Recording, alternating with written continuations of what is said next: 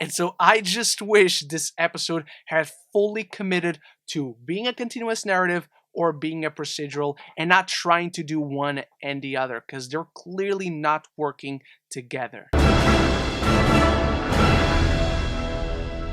Welcome back, MCU fans. Thank you for clicking on my review for episode 6 of She-Hulk, Attorney at Law, where every single week we gather right here to discuss all the episodes and all the spoilers, though today there just isn't that much to spoil by the show's own admission. This is a very self-isolated episode where we just follow Jen, who is off to a friend's wedding, a stressful event that is compounded by uniquely She-Hulk problems. I love seeing vulnerable Jen in this episode. There has been a gradually knocking down of her emotional walls that feels very much like this episode has earned it. And while that character focus is appreciated, it just feels completely detached from the rest of the episode, where it's not up until the very end where we plant some seeds for interesting narrative concepts that we should have established way early in this series. I felt frustrated throughout this episode because it's really enjoyable in parts. It has the focus in the right places. It prioritizes the right characters, the right conflicts. At the same time, the story just isn't contributing to anything on a larger scale, and we're 3 episodes away from the end of the show, where we know at least 1, if not 2, of the remaining episodes are going to focus on bringing Daredevil into the show. So it's frustrating, but there still are elements to quite enjoy in this episode. This is still not as bad as episode 3, but it definitely feels like the weakest of the bunch outside that one. What is there to like in this episode? The focus on Jen, who feels ready to embrace the She-Hulk side of herself. She's embarrassed to wear the supersuit Luke made for her, but she is excited to go off to this wedding where she can be herself and use a bunch of the other outfits he made for her, where she even shows up at this wedding as She-Hulk in this summer dress where everyone is excited to see her, until her friend who's getting married asks for Jen not to take the attention away from her. So the one time she wanted to be She-Hulk, she wanted to be seen, to be sensed as worthy,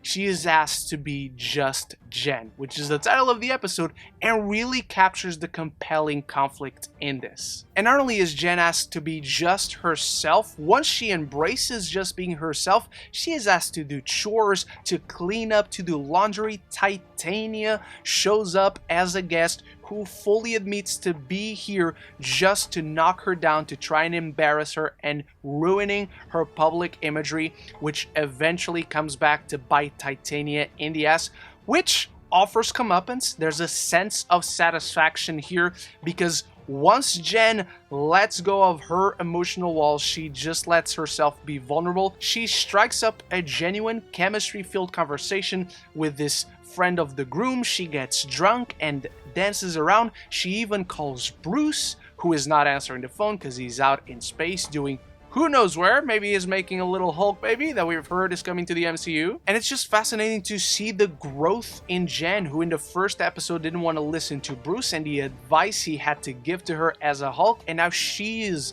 calling him, and she talks about being She-Hulk to this guy that she's really enjoying having conversations with, the one person who seems nice to her throughout this entire wedding.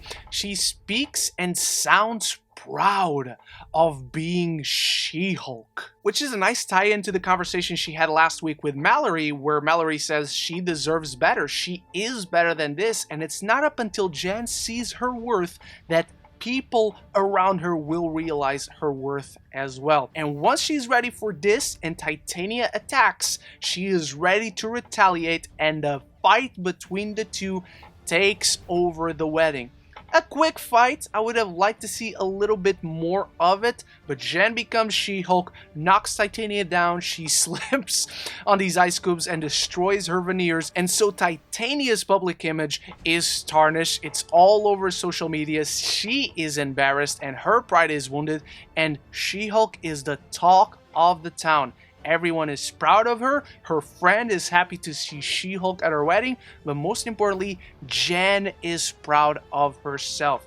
So this episode shows character growth. It just happens to be set in a story that doesn't really tie in with anything else going on in the episode. The subplot, however, it's still really funny, with Mallory and Nikki taking over this case for Mr. Immortal, such a pompous idiot who is a conflict avoider through and through, that constantly kills himself to get out of marriages and relationships, but now his exes have come back with vengeance. They want settlements. They want to be paid off. It just shows all the ridiculousness of this heightened legal reality within the world of the MCU. And it creates some really nice tension where Mallory and Nikki find themselves at one point at this seemingly unwinnable case, and the face that never lost a case definitely does not want to lose this one. So Nikki takes over, uses her people skills, and is ready to embarrass this dude in front of his exes, is ready to wound his own pride and knock him down a few pegs, which is a nice mirror to what is going on with She-Hulk and Titania. But it's not up until after they win the case where we once more see Mallory's emotional walls being knocked down, where she talks about her anniversary, her husband, having a kid, but she quickly manages to put those walls back up, and the conversation deviates towards She-Hulk, and we have such a compelling idea presented that was set up earlier in the episode, where one of the exes mentions this website called Intelligentsia that is filled with vitriol and hate and spam and disgusting death threats towards She-Hulk. The best and most immersive capturing of Twitter in any television show or movie I have seen. This is what happens when a movie tries to have some sort of representation or display any sort of diversity other than focusing on white males. This is how the internet reacts, and it's a great idea. It's a great concept, particularly for the show and everything it has focused on. It should have been established right away. In episode 2 or 3, when She-Hulk comes out and we have all the tweets and everyone reacting and she's all over the news and we even see screenshots of real tweets, this is where we should have seen the setup for Intelligentsia. Not in episode 6. There is, however, still a really nice organic tie-in to another story thread where we see a lab and someone is inserting a bigger syringe into a briefcase to try and take Jen's blood samples. This is the first time we have further developed the story thread established in episode 3 with the Wrecking Crew. It's been 3 episodes since we last mentioned or saw anything relating to this. And I just fear that it's going to be another 3 episodes until we get back on the story. 3 episodes from now, by the way, it's the last episode of the series. And that is what's so frustrating about this show, because it knows exactly what it's doing. With the fourth wall breaks, admitting that this is a self-isolated episode, the comedy is so sharp and witty and smart. Jen and the characters overall, they're so charming, but everything feels like its own thing. It doesn't feel like everything is connecting and flowing naturally. We're waiting episodes and episodes until we have payoffs from things that are satisfying once they reach that point, but they feel entirely disconnected in the journey there. And so the episode feels like it's just picking and choosing. Let's do a continuous narrative, and then the week after they do a self-isolated procedural comedy. And the two just aren't embracing one another. The two just aren't blending in nicely. The B and A storyline in this episode don't connect until the very end, where we tie into something that was established episodes before this. It's frustrating. As much as I can laugh, smile, enjoy the journey and the character focus while I'm watching these episodes, it just becomes frustrating once I start to look at the forest for the trees. Once I start looking at the show as a whole, it doesn't really flow and barely connects to its other pieces. So it's very shy of its potential.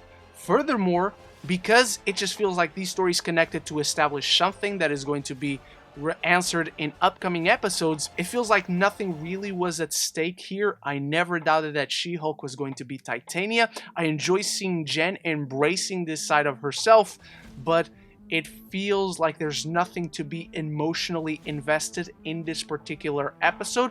And that's an issue I've had with a ton of other episodes. It's nice that it is very introspective when it comes to Jen. I like the characters, I like its ideas, but the execution just feels jumbled and a little bit all over the place. I would have liked to see Mallory and Nikki dive into this site without telling She-Hulk first, for a few episodes before we got the payoff here when Nikki immediately calls She-Hulk at the end, where we see that someone is spying on She-Hulk as she's having this dinner date with this dude at the wedding, while they're at the same time running the site, preparing a new syringe.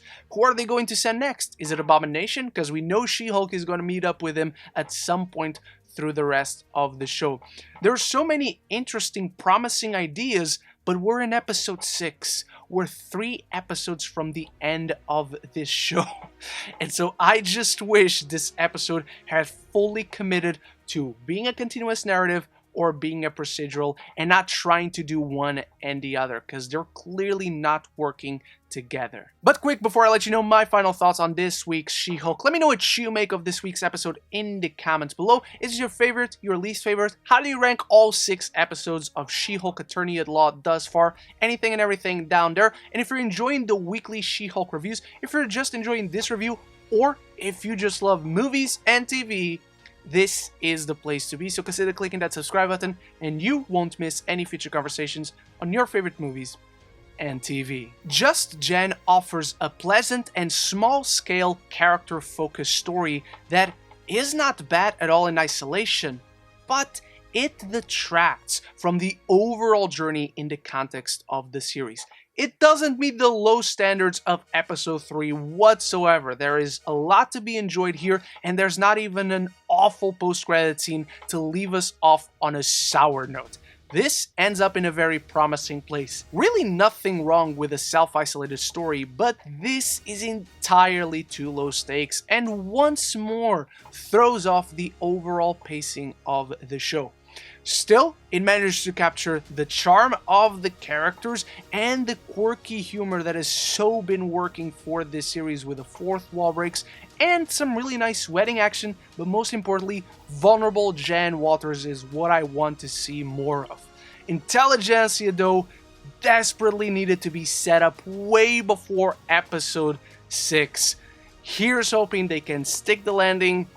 I'm not confident though. But that's just my take on episode 6 of She-Hulk Attorney at Law. Lots of great ideas, but the mix is just not being blended well together. What do you make of it? Let me know in the comments below. Thank you so much for watching, and big shout out to my channel members for always supporting this channel. I'll be back very soon with more videos, and until the next one, love each other and love the movies.